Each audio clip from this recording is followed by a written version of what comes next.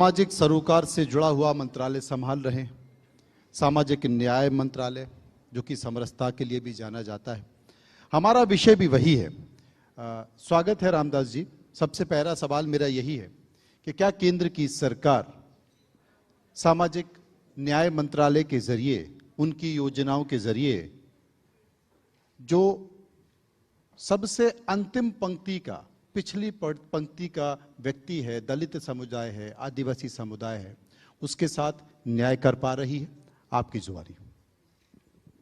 एक तो मैं पहले आपको सुनूं, कि उनका आपका नाम है मनोज मनु। तो सवाल आपने बहुत अच्छा किया है कि जो नीचे का आदमी है, नीचे के आदमी को ऊपर उठाने के लिए सरकार होती है, ऊपर के आदमी को नीचे लाने के लिए नहीं। तो नीचे का आदमी जो ऊपर आएगा तब यहाँ समानता आएगी। बाबा साहब अम्बेडकर जी ने बताया था कि सामाजिक समानता के साथ साथ आर्थिक समानता होनी चाहिए। हर आदमी को सामाजिक न्याय भी मिलना चाहिए, आर्थिक न्याय भी मिलना चाहिए। चलो चलो एआई से पूछते हैं, डू फिश गेट थर्स्टी? उस आबादी के हर व्यक्ति को न्याय मिलना चाहिए और इसीलिए अपना संविधान जो है, ये संविधान सभी लोगों को न्याय देने की भूमिका लेता है। माननीय नरेंद्र मोदी जी की सरकार जो है, सरकार सबका साथ सबका विकास। नरेंद्र मोदी जी का नारा है सबका साथ सबका विकास, इसलिए दिख रहा है विकास का प्रकाश। तो नरेंद्र मोदी जी का विजन है कि देश को विकास की दिशा से आगे ले जाना है और मैं उसी मंत्रिमंडल में हूं। मेरी party Republican party of India है, जो पार्टी बाबा साहब अम्बेडकर जी के विचारधारा की पार्टी है, सभी वर्गों को साथ में जोड़ने वाली पार्टी है। हम अमीरों का विरोध नहीं करते हैं, लेकिन गरीबों को भी अमीर बनाना चाहते हैं। अमीरों को गरीब बनाना हमारा काम नहीं है। इसीलिए जिस तरह हमारी सरकार प्रयत्न कर रही है, 10 सालों में 25 करोड़ लोगों को गरीबी रेखा के ऊपर लाया है। यहाँ जो महिलाएं, महिलाओं के लिए महिला आरक्षण बिल अनेक सालों से ऐसा ही पड़ा था। और आप लोगों को मैं याद दिलाना चाहता हूं कि डॉक्टर बाबा साहब अम्बेडकर जी जब पंडित जवाहरलाल नेहरू जी के मंत्रिमंडल में लॉ मिनिस्टर थे, तब उन्होंने हिंदू कोड भी लाया था। और वो हिंदू कोड इसलिए था कि सभी ब्राह्मण, क्षत्रिय, वैश्य, शूद्र, सभी जाति धर्म के महिलाओं पर अन्याय होता है और उनको न्याय मिलने के लिए बाबा साहब अम्बेडकर जी ने हिंदू को भी लाया था। लेकिन तब सभी पार्टी के सांसदों ने उसका विरोध किया था और इसीलिए वो बिल पास नहीं हुआ। इसीलिए बाबा साहब ने अपने मंत्रिपद का इस्तीफा दे दिया था। तो इसी तरह सबको न्याय देने के लिए सरकार कोई भी हो, लेकिन सभी लोगों को न्याय देने के लिए काम करना चाहिए, ऐसी हमारी भूमिका है। एक डायलॉग फिल्मों में आपने सुना होगा और वो डायलॉग है कि जमाना हमसे है, हम जमाने से नहीं। आपके बारे में कहा जाता है कि सरकार हमसे है, हम सरकार से नहीं। संसद में आपका एक भाषण हमने सुना था और भाषण देते समय आपने इस बात का जिक्र किया था कि राहुल जी यूपीए सरकार की नीतियों के बारे में कि देखिए आपकी नीतियां खराब हो गई हैं, इसलिए अब आपकी सरकार चली गई है, अब मोदी जी की सरकार आ गई है, इसलिए हम मोदी जी के साथ हैं। मोदी जी की सरकार अब है तो हम साथ हैं, कल आपकी सरकार आ जाएगी तो हम आपके साथ आ जाएंगे, लेकिन आपकी सरकार आने वाली नहीं है, इसलिए हम आपके साथ नहीं आएंगे। तो वो जो अंदाज है, वो अंदाज क्या था? अंदाजा नहीं, जिस तरह नीति जो राजनीति होती है, राजनीति में पॉलिटिकल निर्णय लेने का सबको अधिकार होता है जी। और ये बात सही है कि मैं कांग्रेस पार्टी के साथ था। मैं 3 बार कांग्रेस पार्टी के अलायंस में मैं लोकसभा में चुनकर आया था। 1 बार मुंबई से चुनकर आया था, 2 बार पंढरपुर से चुनकर आया था और शिरडी से मुझे हराया था। तो कांग्रेस पार्टी के साथ मैं जरूर था, लेकिन कांग्रेस पार्टी ने बाबा साहब अम्बेडकर जी पर बहुत बार अन्याय किया जिस बाबा साहब अम्बेडकर जी ने संविधान देश को दिया, बाबा साहब अम्बेडकर जी के समाज को गांव के बाहर रखकर अन्याय सहन करना पड़ता था। बाबा साहब अम्बेडकर जी भी अनटचेबल की स्थिति में बहुत बड़े अपमानित हमेशा होते रहे थे, लेकिन उसके बावजूद भी जब संविधान उन्होंने लिखा तो बाबा साहब अम्बेडकर जी ने सभी समाज को जोड़ने की भूमिका उसमें रखी थी। तो कांग्रेस पार्टी ने 1952 के चुनाव में लोगरो नाम का एक क्षेत्र था मुंबई में, वहां से बाबा साहब को हराया था। काजरोलकर नाम के एक दलित समाज के आदमी से उनको हरवाया था। 1954 में भंडारा में नागपुर के पास बाबा साहब अम्बेडकर जी उपचुनाव में खड़े रहे, वहां भी बाबा साहब अम्बेडकर जी को हराया था। और सेंट्रल हॉल में बाबा साहब की प्रतिमा नहीं लगाई थी। क्यों नहीं लगाई थी? तो वहां जगह नहीं ऐसा बोलती थी। लेकिन जब वीपी सिंह जी प्रधानमंत्री बने तब उन्होंने मतलब बाबा साहब की प्रतिमा सेंट्रल हॉल में लगाई। उसके साथ साथ बाबा साहब अम्बेडकर जी को भारत रत्न भी नहीं मिला था, वीपी सिंह के टाइम पर वो मिला। तो कहने का मतलब इतना है कि जरूर मैं कांग्रेस पार्टी के साथ था। राहुल जी हमारे अच्छे मित्र है, सोनिया गांधी जी के साथ मेरे बहुत अच्छे संबंध है, लेकिन आज मेरे सबसे ज्यादा संबंध किसके साथ अच्छे हो गए? उनका नाम है नरेंद्र मोदी जी। क्यों हो गए? नरेंद्र मोदी जी के साथ मेरे संबंध अच्छे हैं। क्यों हो गए? कारण? लेकिन मुझे ये जो आपने मुझे मनोज जी पूछा है कि राहुल गांधी जी के बारे में मेरा कहना यह है कि राहुल गांधी जी ने अगर उनको अच्छा काम करना है, कांग्रेस पार्टी को मजबूत करना है, तो रोज नरेंद्र मोदी जी पर टीका टिप्पणी करना ठीक नहीं है। लोकतंत्र ऐसा होता है कि विरोधी दल और सत्ताधारी पक्ष मिलकर मतलब जो लोकतंत्र होता है, और कभी आप लोगों को भी सत्ता मिली थी, आप कई साल तक सत्ता में रहे थे। अभी नरेंद्र मोदी जी ऐसा एक मजबूत आदमी आया है कि जो आदमी 3 बार देश का प्रधानमंत्री बना है, और मैं डंके के चोट पर बताना चाहता हूं कि 2029 के चुनाव में भी नरेंद्र मोदी जी दोबारा चुनकर आएंगे और नरेंद्र मोदी जी पंडित जवाहरलाल नेहरू जी का रिकॉर्ड तोड़ देंगे और चौथी बार वो देश के प्रधानमंत्री बनेंगे, ऐसा मुझे पूरा विश्वास है। इसीलिए मैंने बोला था कि राहुल जी आपके पार्टी में कुछ दम नहीं रहा है, आपके पार्टी में नहीं है कुछ दम, आपके पार्टी में नहीं रहा है कुछ दम, और मैं भी नहीं हूँ कुछ कम। तो मैंने उनको बोला था कि भाई आपके पार्टी में दम नहीं रहा है। अच्छा, एक चीज बताइए, राहुल गांधी प्रधानमंत्री क्यों नहीं बन पाएंगे? कारण क्या? कारण बता दीजिए। राहुल गांधी जी प्रधानमंत्री इसलिए नहीं बन पा सकते हैं कि मैं उनके साथ नहीं हूं। क्या?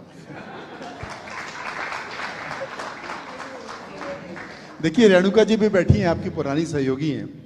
मतलब उनके अंदर कोई कमियां हैं। लोग कहते हैं बहुत इनोसेंट हैं, बड़े अंदर से बड़े अच्छे हैं, उनको वो श्रूड पॉलिटिक्स नहीं आती है, वो जैसे हैं वैसे दिखते हैं। यही कारण है, या प्रधानमंत्री बनने के या सरकार में नहीं आने के कुछ और कारण हैं? मुझे लगता है कि जब मैं कांग्रेस पार्टी के साथ था तब मुझे यूपीए के टाइम पर मंत्री नहीं बनाया था। मैं रिपब्लिकन पार्टी से मैं अकेला था, लेकिन मुझे इसलिए मंत्री नहीं बनाया था कि मैं अकेला हूं, ऐसा उनका कहना था। अच्छा। लेकिन मैंने बोला कि भाई मेरे साथ तो पूरे देश भर के लोग हैं, महाराष्ट्र के लोग हैं। हाँ। तो सोनिया गांधी जी को मैंने बताया था कि आदरणीय डॉक्टर मनमोहन सिंह जी को अपने प्रधानमंत्री बनाया है। हाँ। लेकिन मैंने ये बोला था कि शरद पवार को एक बार आपने प्रधानमंत्री बनाना चाहिए। हाँ। और आदरणीय मनमोहन सिंह साहब के बारे में उनके बहुत बड़ा रिस्पेक्ट है, बहुत बड़े इंटेलेक्चुअल आदमी थे, बहुत बड़े अर्थतज्ञ थे, रिजर्व बैंक के वो चेयरमैन भी रहे थे मुंबई में, और वो बहुत बड़े शांत स्वभाव के थे। तो उनको मौका दे दिया था। लेकिन मैंने सुझाव दिया था कि शरद पवार जी को कुछ दिन के लिए बनाओ और 2-2.5 साल के लिए राहुल गांधी को बनाओ, उनको थोड़ा एक्सपीरियंस आ जाएगा। लेकिन कांग्रेस का कहना ये था कि भाई हमारे पास मेजोरिटी नहीं है, जब मेजोरिटी आएगी तब उनको प्रधानमंत्री बनाएंगे। लेकिन अभी इतनी जल्दी संभव नहीं दिखता है, और मैं जब तक नरेंद्र मोदी जी के साथ हूँ तब तक ये नामुमकिन है। जब तक अठावले जी नरेंद्र मोदी जी के साथ हैं तब तक नामुमकिन है, और जब वो राहुल जी के साथ आ जाएंगे तभी ये संभव हो पाएगा। आपका कहने का मतलब ये है। अच्छा, विपक्षी नेता या विपक्षी पार्टियां बार बार सवाल देश की इकोनॉमी पर उठा रही है। वो कह रही हैं कि साहब ये कैसी इकोनॉमी है कि रुपया गिर रहा है और इकोनॉमी ऊपर उठ रही है, ये क्या समझ में नहीं आया। नहीं, मुझे लगता है कि सवाल उठाना हर एक को अधिकार है, लोकतंत्र में सरकार पर अटैक करने का अपने को अधिकार भी है, लेकिन जब अच्छा काम होता है तो उसके लिए अच्छा बोलना चाहिए। सरकार अगर कोई एक आधा कानून बनाने के लिए बिल लाती है, जिस तरह महिला आरक्षण का बिल लाया, और कांग्रेस पार्टी सहित सभी पार्टियों ने एक मंच उसको। Hi, I'm Tusid. I'm a visual artist. I'm in the city of Lakes, Udaipur. The idea is to create something timeless, like this city. UP की सरकार थी तब अपनी इकोनॉमी नंबर 10 पर थी रिकॉर्ड में, हम नहीं बोलते हैं। और उसके बाद 10 साल के बाद अपने देश इकोनॉमी नंबर 5 पर आई, और अभी हमारी इकोनॉमी जापान नंबर 4 पर था तो हमारी इकोनॉमी 4 नंबर पर आई है। और एक साल के बाद चमत्कार देखो कि हमारी इकोनॉमी नंबर 3 पर आएगी, नंबर 1 पर अमेरिका है, नंबर 2 पर चाइना है, और नंबर 2 पर हम आएंगे। और हमारा विजन है कि 2047 तक जब देश की आज़ादी का शताब्दी महोत्सव मनाएंगे तब इंडिया की इकोनॉमी नंबर 1 पर आ सकती है, अमेरिका की जगह हम ले सकते हैं, ऐसा हमें पूरा विश्वास है। तो इसीलिए रिकॉर्ड में तो अपनी इकोनॉमी ऊपर है, अभी इकोनॉमी का कहीं से है ऐसा बोलते ठीक नहीं है जी। जरूर हमारा प्रयत्न है कि यहाँ के हर आदमी को न्याय मिलना चाहिए, और इसीलिए हमारी सरकार काम कर रही है। अब चूंकि आपके मंत्रालय की बात कर लेते हैं, आपके मंत्रालय में जब थावरचंद गहलोत साहब की कैबिनेट मिनिस्टर थे सामाजिक न्याय अधिकारिता मंत्रालय के, उन्होंने एक प्रस्ताव तैयार किया था, और वो प्रस्ताव था प्राइवेट सेक्टर में आरक्षण का। सरकार का मानना था कि प्राइवेट सेक्टर में आरक्षण मिलना चाहिए। उस प्रस्ताव का क्या हुआ, क्योंकि थावरचंद साहब तो उसके बाद गवर्नर बने गए, चले गए, क्या उस पर सरकार विचार कर रही है? मुझे लगता है कि एक तो सरकारी उद्योग प्राइवेट हो रहे हैं, और इसीलिए शेड्यूल ट्राइब ओबीसी के तरफ से हमेशा मांग होती रही है कि सभी क्षेत्र अगर सरकार के प्राइवेट होते रहेंगे तो रिजर्वेशन पूरा कम हो जाएगा। इसीलिए जो सरकारी क्षेत्र प्राइवेट होते हैं उसमें रिजर्वेशन होना चाहिए, और प्राइवेट सेक्टर में रिजर्वेशन के लिए जब माननीय अटल बिहारी वाजपेयी जब देश के प्रधानमंत्री थे एनडीए के, तब उन्होंने कमेटी बनाई थी और प्राइवेट सेक्टर में आरक्षण देने के बारे में थोड़ी चर्चा हुई थी, लेकिन वो जो प्रस्ताव अभी है, लेकिन अभी तक वो निर्णय नहीं हो पाया है। लेकिन अभी देखते आगे क्या होता है। लेकिन हमारी मांग है, मेरी मांग है as a republican party of India के लीडर के नाते, हमारी मांग है कि भाई प्राइवेट सेक्टर में भी रिजर्वेशन मिलना चाहिए। और रिजर्वेशन के मुद्दे पर मैं बताना चाहता हूं कि मैंने बहुत बार संसद में मांग किया था कि schedule caste, schedule tribe, OBC के आरक्षण को धक्का ना लगाकर सवर्ण समाज में भी इकोनॉमिकली बैकवर्ड क्लास की बहुत फैमिलीज है, उनके बच्चों को शिक्षा में, नौकरियों में रिजर्वेशन मिलना चाहिए। और हमारे सरकार ने, माननीय मोदी सरकार ने 10% आरक्षण जो है इकोनॉमिक वीकर सेक्शन को दे दिया है। ये बात सही है, क्योंकि आर्थिक आरक्षण पर आरक्षण की बात उठ रही थी। क्रीमी लेयर जो है, क्या क्रीमी लेयर को आरक्षण से अलग करने की जरूरत आन पड़ी है? क्योंकि ये हो रहा है कि अभी भी दलित पिछड़ा समाज है, आदिवासी समाज है, उसको उतना लाभ नहीं मिल पा रहा है। तो जो आरक्षण का लाभ ले चुके हैं वो और आरक्षण का लाभ पीढ़ियों तक ले रहे हैं, दशकों तक ले रहे हैं, और जिन्हें आरक्षण का लाभ मिलना चाहिए वो अभी भी गांव में है, पिछड़े इलाकों में है। मुझे लगता है कि गांव वाले ही लोग, हम गांव से आए हैं, मैं गांव से आया, मैं मंत्री बन गया, मैं गांव से आने वाले लोग बहुत सारे आईएएस, आईपीएस, इंजीनियर, एडवोकेट और प्रोफेसर, अनेक क्षेत्रों में साइंटिस्ट, अनेक क्षेत्रों में हमारे गांव के लोग भी आ रहे हैं। लेकिन क्रीमी लेयर जो है, creamy layer schedule caste, schedule tribe के लिए लगाना वो ठीक नहीं है। ओबीसी के लिए क्रीमी लेयर है, तो 8 लाख के अंदर जिनका उत्पादन है उनको ही रिजर्वेशन मिलता है। इकोनॉमिक वीकर सेक्शन के लिए भी 8 लाख की मतलब वो अट है, लेकिन schedule caste and schedule caste के लिए क्रीमी लेयर की पद्धत लगाना ठीक नहीं है, क्योंकि हजारों सालों से वो गांव के बाहर रहे हैं, और अभी हमको 1950 आरक्षण हमको मिला है। इसीलिए शेड्यूल कास्ट शेड्यूल ट्राइब के लिए क्रिमिनल एयर की पद्धत लगाना ठीक नहीं है, जी। इसका हम विरोध करते हैं। आपके पास सामाजिक न्याय अधिकारिता मंत्रालय है।